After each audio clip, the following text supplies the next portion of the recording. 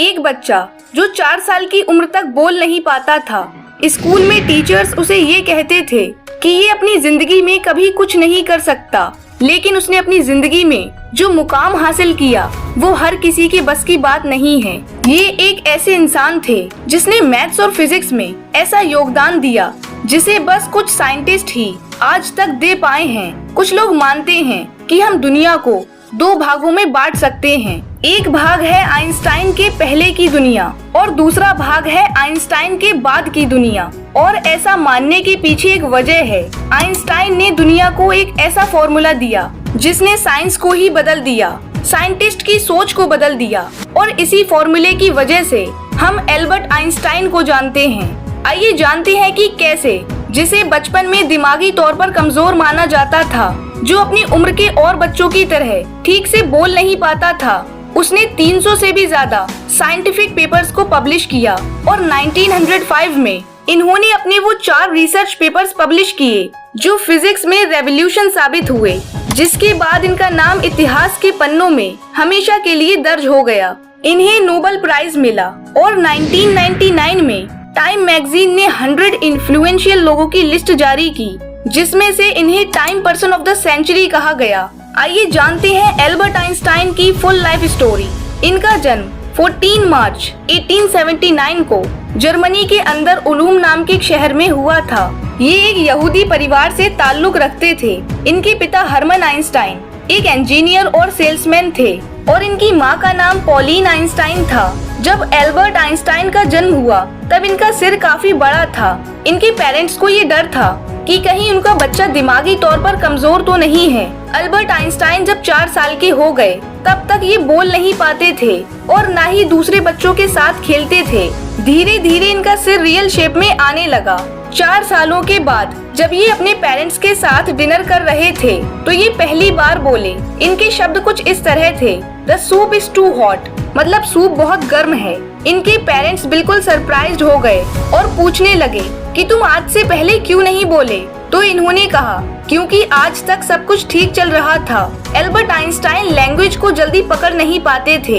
ये 9 साल के होने तक सेंटेंस को बोलने से पहले दोहराते रहते थे। एल्बर्ट की एक छोटी बहन थी जिसका नाम था माजा।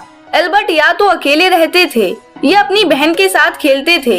ये दूसरे बच्चों के साथ घुल मिल नहीं पाते थे और न ही दूसरे बच्चों के साथ खेलते थे। इन्हें आजादी और नेचर बहुत पसंद था। इन्हें पहाड़, पानी, आसमान, हर एक चीज बहुत अच्छी लगती थी। ये सब देखकर इनके मन में बहुत से सवाल आते थे। यूनिवर्स में छुपे रहस्यों को जानने की जिज्ञासा इनके मन में बनी रहती थी। ये बचपन में अपने पिता से कहते थे कि मैं बड़ा होकर सेना में कभी नहीं जाऊंगा, क्योंकि जब ये सेना के सिपाहियों को परेड करते देखते तो इन्हें बहुत दुख होता था। इन्हें लगता था कि सेना के लोगों को आजादी से घूमने की इजाजत नहीं है। उनकी लाइफ एक मशीन की तरह है और युद्ध होने पर वो मर जाते हैं। एल्बर्ट आइंस्टाइन को हिंसा और युद्ध से नफरत थी। जब एल्बर्ट आइंस्टाइन 5 साल के हुए तो इनके पिता ने इन्हें एक कंपास लाकर दिया, जिसे देखकर आइंस्टाइन बहुत खुश हुए। ये हमेशा सोचते कि किसी भी डायरेक्शन में घुमाने पर भी इसकी सुई हमेशा नॉर्थ की तरफ ही क्यों पॉइंट करती है। ये बात एल्बर्ट ने अपने नोट्स में खुद बताई है कि उस कंपास ने उनकी लाइफ पर बहुत गहरा असर डाला था और यहीं से उन्हें फिजिक्स में दिलचस्पी हुई थी, जिसके बाद इनका एडमिशन एक कैथोलिक एलिमेंट्री स्कूल में करवाया गया। इनकी माँ पॉलिन आइंस्टाइन को म्यूजिक बहुत पसंद था और उन्होंने एल्बर्ट को भी वायलिन बजाना सिखाया। स्कूल में म्यूजिक टीचर ने भी इन्हें वायलिन बजाना सिखाया, जिसके बाद एल्बर्ट को वायलिन बजाना इतना अच्छा लगता था कि इन्होंने उसका नाम लीना रख दिया। इन्होंने एक बार कहा था कि अगर वो फिजिसिस्ट नहीं बन पाते तो वो जरूर एक म्यूजिशियन बनते। और जब ये 9 साल के हुए तो इन्हें लुइटपोल्ड जिम्नाजियम स्कूल में डाल दिया गया और इसे आज हम एल्बर्ट आइंस्टाइन जिम्नाजियम के नाम से जानते हैं। लेकिन एल्बर्ट ने वहाँ के टीचिंग मेथड का कड़ा विरोध किया। इन्हें लगता था कि स्कूल में बच्चों की जिंदगी सेना के सिपाहियों की तरह है, जहाँ कोई आजादी नहीं है। यहाँ केवल चीजों को रटाया जाता है। खुलकर सोचना और सवाल करना इन्हें पसंद था। किताब में लिखी कोई भी बात को बिना सोचे समझे मान लेना इन्हें बिल्कुल पसंद नहीं था। जब ये क्लास टीचर से अपने सवालों को पूछते तो टीचर बहुत बार इनके सवालों के जवाब नहीं दे पाते थे और गुस्से में इन्हें पनिशमेंट देते थे, क्योंकि उन्हें लगता था कि ये लड़का फालतू के सवाल पूछता रहता है। और एक टीचर ने तो यहाँ तक कह दिया था कि तुम अपनी जिंदगी में कभी कुछ हासिल नहीं कर पाओगे। जिसके बाद आइंस्टाइन की दोस्ती हुई मैक्स टेल्मे से, जो आइंस्टाइन को ट्यूशन पढ़ाने उनके घर पर आते थे। ये भी एक यहूदी थे और मेडिकल साइंस के स्टूडेंट थे। आइंस्टाइन मैक्स टेल्मे से साइंस और फिलॉसफी के बारे में सवाल करते थे। इनका इंटरेस्ट बचपन से ही मैथ्स और फिजिक्स में था और इनके सवाल भी ऐसे थे जिनके जवाब सिर्फ मैथ और फिजिक्स से ही इन्हें मिल सकते थे। यूनिवर्स में क्या क्या है और यूनिवर्स कैसे काम करता है और यूनिवर्स से जुड़े बहुत से सवालों की खोज से ही इनका इंटरेस्ट मैथ और फिजिक्स में ज्यादा हुआ। अपनी उम्र के हिसाब से ये फिजिक्स और मैथ की नॉलेज दूसरे बच्चों से ज्यादा रखते थे। मैक्स टेल्मे ने बताया था कि जब इन्होंने 12 साल के आइंस्टाइन को ज्योमेट्री की टेक्स्ट बुक दी थी तो आइंस्टाइन ने उसे एक ही गर्मी की छुट्टी में पढ़ लिया था और उन्हीं छुट्टियों में उसने ज्योमेट्री और अलजेब्रा भी सीखी। 12 साल के एल्बर्ट ने खुद से ही पाइथागोरियन थ्योरम की ओरिजिनल प्रूफ की खोज की। मैक्स टेल्मे ने बताया कि जल्दी ही एल्बर्ट हायर मैथमेटिक्स को पढ़ने और समझने लगा और कुछ समय में वो मुझसे भी आगे निकल गया। एल्बर्ट ने 12 साल की उम्र में कैलकुलस पढ़ा और 14 साल की उम्र में इंटीग्रल कैलकुलस और डिफरेंशियल कैलकुलस में महारत हासिल कर ली। ये स्कूल में मैथ के टॉपर हुआ करते थे। इनके पिता हर्मन आइंस्टाइन और इनके अंकल जैकब आइंस्टाइन ने एक कंपनी बनाई थी जो कि थॉमस एल्वा एडिसन के डीसी यानी डायरेक्ट करंट के लिए इलेक्ट्रिकल इक्विपमेंट बनाती थी। 1894 में एल्बर्ट के पिता हर्मन आइंस्टाइन ने म्यूनिक में बिजली सप्लाई करने के लिए बोली लगाई, लेकिन ये काम उन्हें नहीं मिला। उस समय उनके पास इतने पैसे नहीं थे कि वो डायरेक्ट करंट के इक्विपमेंट को अल्टरनेटिंग करंट में बदल सकें और इसी वजह से इनकी कंपनी को भारी नुकसान झेलना पड़ा, जिसके बाद इन्होंने ये कंपनी बंद कर दी। जिसके बाद हर्मन आइंस्टाइन अपनी पूरी फैमिली के साथ इटली शिफ्ट हो गए ताकि वहाँ वो कोई और बिजनेस कर सकें। उस समय एल्बर्ट आइंस्टाइन स्कूल में थे और वो अपनी हाई स्कूल की पढ़ाई बीच में नहीं छोड़ सकते थे, इसलिए वो जर्मनी में ही रुक गए। जर्मनी में ईसाइयों की संख्या ज्यादा थी और यहूदियों की संख्या कम थी। एल्बर्ट ने धर्म के बारे में अच्छे से पढ़ा था। एल्बर्ट को धीरे धीरे ये बात भी समझ में आ गई कि कोई भी धर्म इंसान को कुछ गलत नहीं सिखाता, लेकिन इंसान कई बार उसको तोड़ मरोड़ कर अपने फायदे के लिए इस्तेमाल करते हैं और यही बात इन्हें अच्छी नहीं लगती थी। यहूदी होने की वजह से इन्हें स्कूल में बहुत प्रॉब्लम होती थी क्योंकि वहाँ ईसाई स्टूडेंट ज्यादा थे जो इनका मजाक उड़ाते थे और इन्हें परेशान करते थे। एल्बर्ट आइंस्टाइन के पिता चाहते थे कि उनका बेटा इलेक्ट्रिकल इंजीनियर बने, लेकिन एल्बर्ट आइंस्टाइन कहते थे कि यहाँ हमें केवल रटाया जाता है। हमारे क्रिएटिव थॉट्स और किसी चीज को सही ढंग से सीखने के लिए कोई कुछ नहीं सोचता।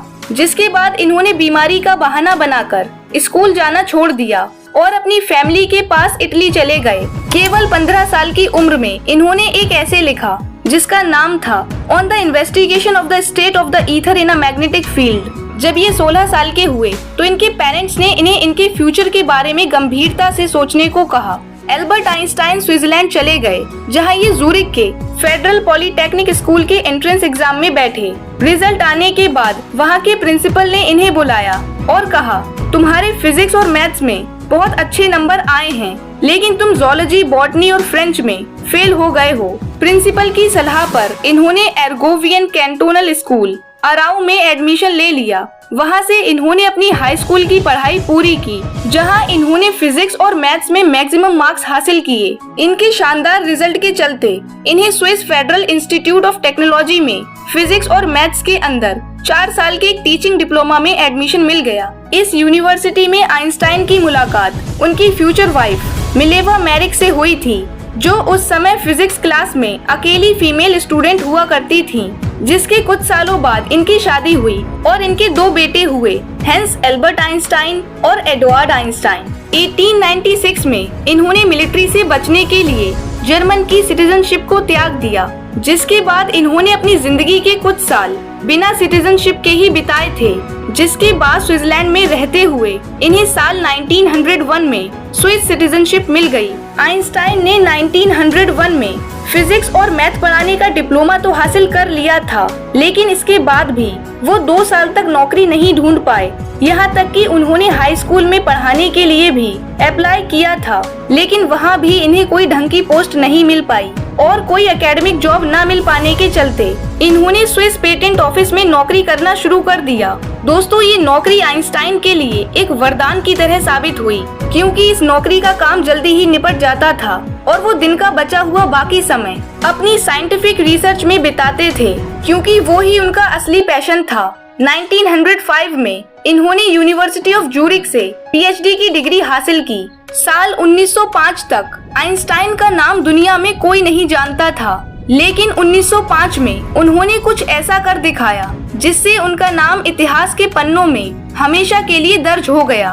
दरअसल 1905 ही वो साल था जिसे मिरेकल ईयर कहा जाता है, जब आइंस्टाइन ने जर्मन साइंटिफिक जर्नल्स के अंदर अपने वो 4 रिसर्च पेपर्स पब्लिश किए, जिनमें पहला पेपर था द फोटो इलेक्ट्रिक इफेक्ट, दूसरा था ब्राउनियन मोशन, तीसरा था थ्योरी ऑफ स्पेशल रिलेटिविटी और चौथा था principle of mass energy equivalence. Einstein के इन 4 पेपर्स ने उन्हें एक मामूली असिस्टेंट एग्जामिनर से दुनिया के सबसे बड़े जीनियस में से एक बना दिया। इसके बाद इन्होंने दुनिया की कई बड़ी यूनिवर्सिटीज में फिजिक्स पढ़ाने का काम किया, जिसके बाद इन्होंने अपनी जर्मन सिटीजनशिप को फिर से हासिल कर लिया। फरवरी 1919 में इनका और मिलेवा मैरिक का डाइवोर्स हो गया, जिसके बाद इन्होंने अपनी कजिन एल्सा से शादी कर ली और फिर एल्बर्ट आइंस्टाइन को 1921 का नोबेल प्राइज एक साल बाद 1922 में मिला। 1933 तक हिटलर जर्मनी में बहुत ताकतवर हो चुका था।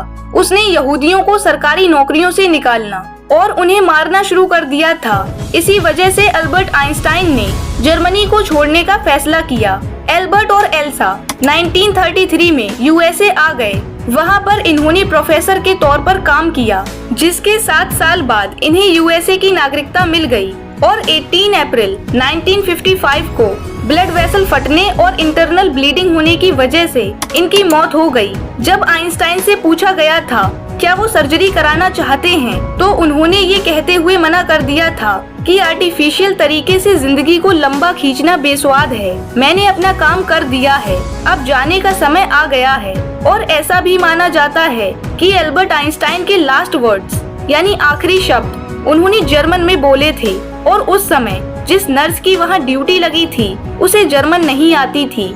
और इनकी डेथ के बाद डॉक्टर थॉमस हार्वे ने आइंस्टाइन का दिमाग इनके घर वालों को बिना बताए ही निकाल लिया था, जिस पर कई सारी रिसर्च हुई ताकि ये पता लगाया जा सके कि वो इतने इंटेलिजेंट कैसे थे।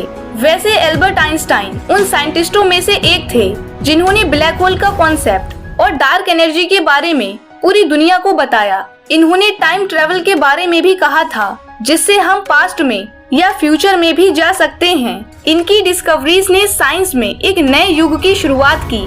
आई होप वीडियो आपको इन्फॉर्मेटिव लगा होगा। वीडियो को लाइक और चैनल को सब्सक्राइब करना मत भूलना। Wish you all the best. Stay tuned, stay motivated. Thank you, bye bye, take care.